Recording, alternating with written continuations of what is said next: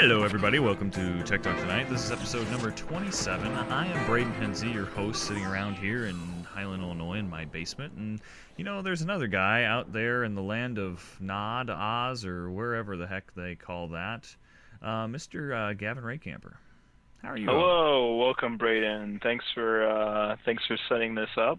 How's the life down in Highland? Highland is well. Crap, there was something to report. Oh, we're getting fiber here in Highland. How cool is that? That's so exciting. How much does it cost is the question. I need to find that out. That's the next question. They're just doing residential testing right now, so it's just started. So can you get into that beta program? I hope to. I Who know gets somebody the already residential testing? This sounds shady. It is shady. It's very shady. We're actually just a black market. We're piggybacking off of a satellite. None of this is true, but, you know. All Dude, right. I can smell some Highland, Illinois shadiness when I smell it. There's some backdoor deals. There's some interesting government stuff happening in Highland all the time.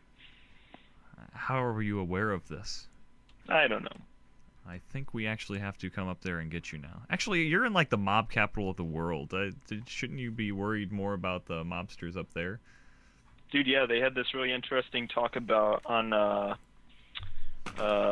Fresh Air, the NPR daily news show. Yep. About an old gangster. Do you know who I'm talking about? What's his name?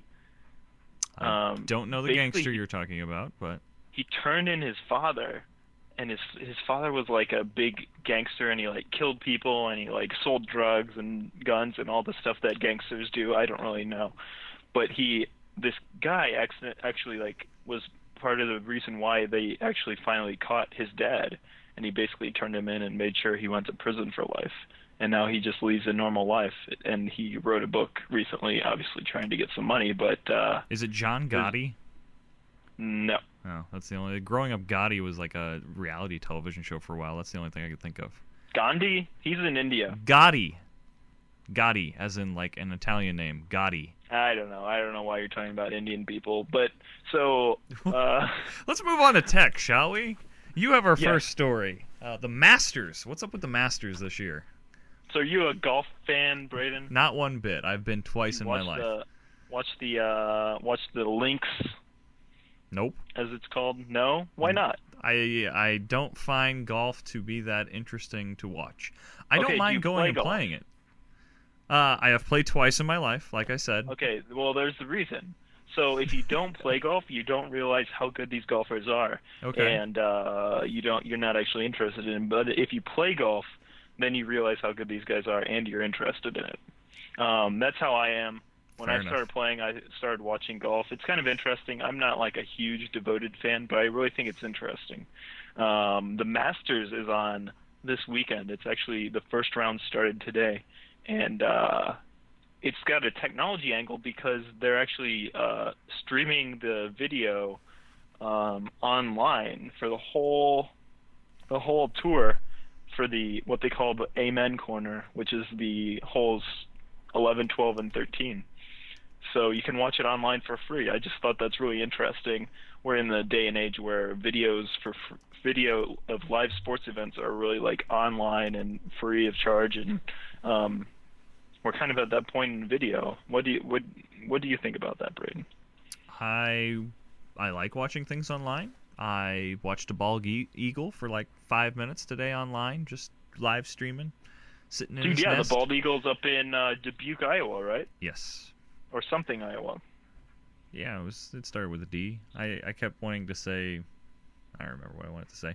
Anyway, I just don't know. How do they get the camera up there? Is my question. I think how do they hide it? I guess they must have some sort of like reflective glass, or else I feel like the bald eagles would peck at it. I think they just got used to the camera being there. It's probably camouflage in nature, and they probably put the actual camera in while the nest was there, but the eagle wasn't. They migrate. I'm sure. Yeah, I know they migrate because they're up near up the Missouri River Road, Illinois River Road. Yes, we see them all the time up there. Yeah, the Eagles are very popular for elderly people to go see, Braden. I don't know if I would admit that you used to do that, but Eagles are cool. I have no qualms about saying that I like watching Eagles. Okay, you and every other 65-year-old person. Perhaps I am 65 and you just don't know it yet. Speaking of old people, let's get on with are you this. gonna have solar panels on your house someday? I do want solar power panels on my house one day, but I don't think I have enough real estate on my roof to like power everything. So I don't know how quickly they would recuperate their own costs. But yeah, so there was some technology news today that why we're talking about this is that GE is acquiring like a company that apparently does thin film solar panels. So they're not as heavy as they used to be. They're not as bulky. They're not as hard to install. So hopefully we're getting to the point where our solar panels will become more common in the United States. I think it'd be great too if this is like covering my entire roof. Do I need to worry about re-shingling my roof as much then? That's one. I don't know. Cost that Probably could be not. figured That in. would be nice. It's kind of protecting You it. just have to worry about solar paneling, which is much more expensive. Yeah, and like one bad hailstorm or the gusting winds that we've had recently. That's probably But the cool thing about solar panels is that if you make more energy than your house uses, you can actually, in many municipalities, sell it back right. to the electric company, and you'll actually get money off of your bill, which is pretty cool. I would love for that to happen. I'd actually just love to recuperate as much energy as I take. I don't need to be paid. I just don't want to pay a power bill, or pay a lower power bill would be nice. Well, the good thing is that solar panels are a very economical decision, right? You can determine how long the solar panels you think will run and how much they cost now and how much they're going to save you across the entire lifespan. And if the amount of savings is greater than the amount of cost, then you should do it. But if it's not, then you shouldn't. So, agreed. Moving on. Yeah. Yes. Anonymous. Do you know about this group? We've talked about this group. I haven't heard of this story. What's the deal? So they're attacking Sony right now because Sony is suing somebody for... Oh, crap. I don't remember now. So basically, anyway, Anonymous is attacking a company. Same old, same old. They pick somebody else, somebody new every week, it seems at times. But right now, they're kind of like picking on like the executives' families and stuff. Ooh, that's mean. Yeah, they're using social networking, all that fun stuff, to figure out where these people buy their flowers and live and all kinds of weird stuff like that, and more or less kind of keeping the entire families of these Sony's execs on edge, as it were. I don't know. It seems for a group like that to more or less target children, I don't know. It seems in bad taste on my part. Yeah, they're finally crossing the line, right? Like before they were just kind of attacking the people, like attacking the companies that they did not like, which you can be pro or against. Which is still not a great thing, but But I mean, that's kind of like still not shady. But once you like cross the line to these people's families, I think that is kind of shady. Very true. Yeah, and in this article they have the IRC chat logs, it looks like. Yep. They like to post Ars Technica comes up with those a lot, so I think they have somebody in on stuff. I don't know. Ars Technica covers a lot of anonymous attacks and stuff. I've noticed that. And really? Do you think they have someone associated? I mean, they could just be joining these IRC rooms that people are in. That could be too. But then But you also have to know where to go. Yeah, that's what I was going to say. They have to know where to be when. So, and Ars Technica is all about technology, and Anonymous' main primary thing for gathering information is technologies. There could be a link there. Maybe I shouldn't be talking. Maybe we should stop talking about Anonymous altogether in hopes that they will not target us. Yes? All right. Let's move on beyond that. Forget we said anything. Hopefully they don't target Facebook. Facebook this week released information about how they run their data centers, right? Right. Apparently they just have 2 data centers in the United States. They're doing something for the Open Compute Project, right? Which kind of is a way to release information about like how they have their servers so that people can they can have open server technology and they can collaborate and all those good fuzzy words like that. Right. But don't. So basically, their reasoning behind them thinking that they only need 2 server farms is the fact that their results and their speed of their website doesn't need to be instantaneous. Kind of like Google, for example, has server farms all over the world because they want to provide that instant search. They want to give you your results as soon as you've hit enter in 0.02 seconds or whatever their speed is up to now.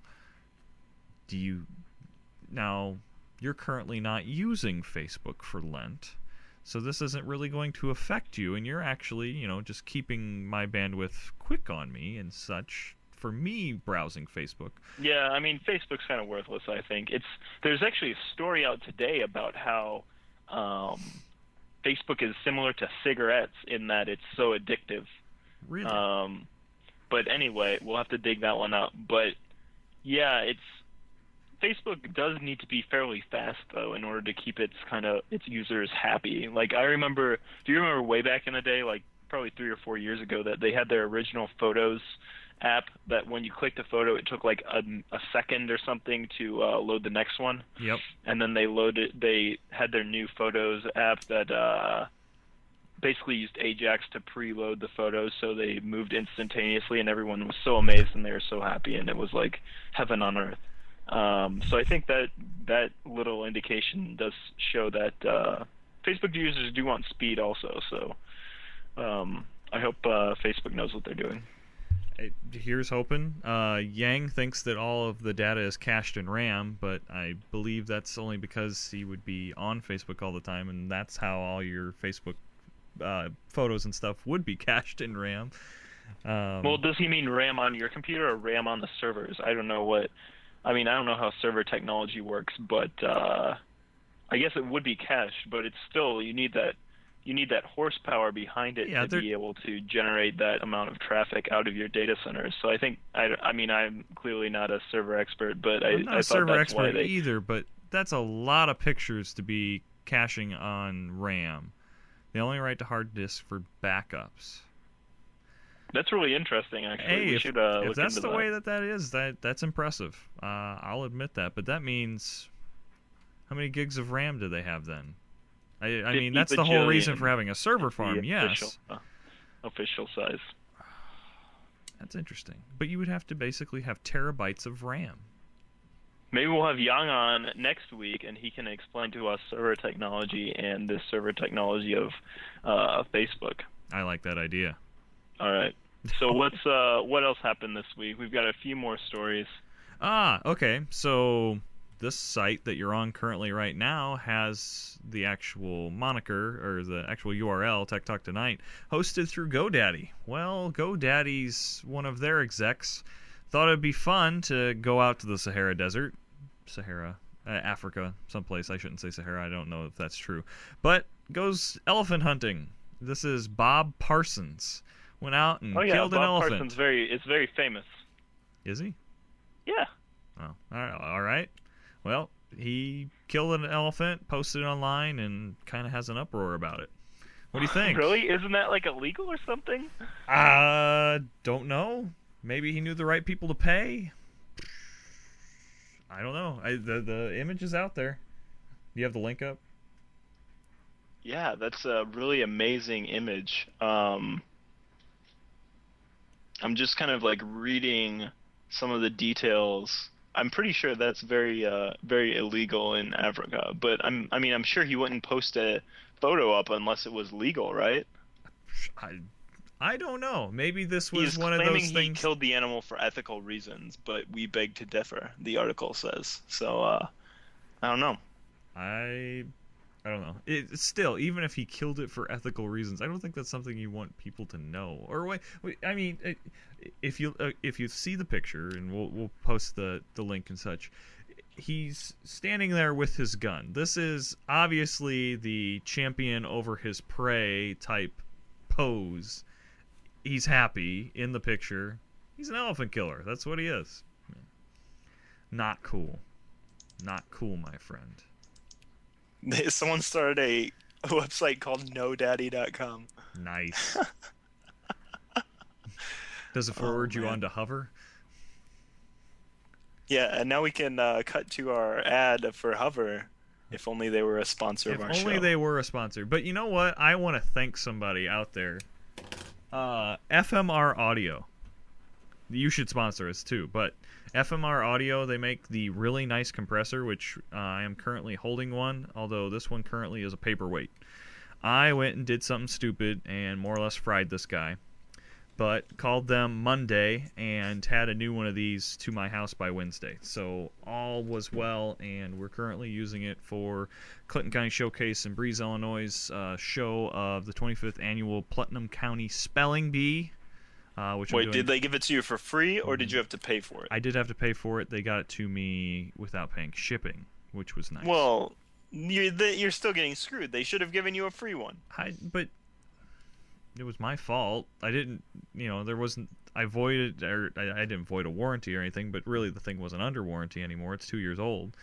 I mean, if it's easy enough to totally brick it by just plugging a thing into the wrong port, I mean, they should have some checks for that, I think. Not when you're working with audio. Dude, I made a rookie mistake, I'll admit it. First up, you don't run anything out of the power amp that gets power other than speakers and stuff designed for it. It was my own fault. And I when I called them up, it was like, I did it. I blew it up. So first they were like, well, let's try it out, try a few things just to make sure we're completely bricked, whatever. It was.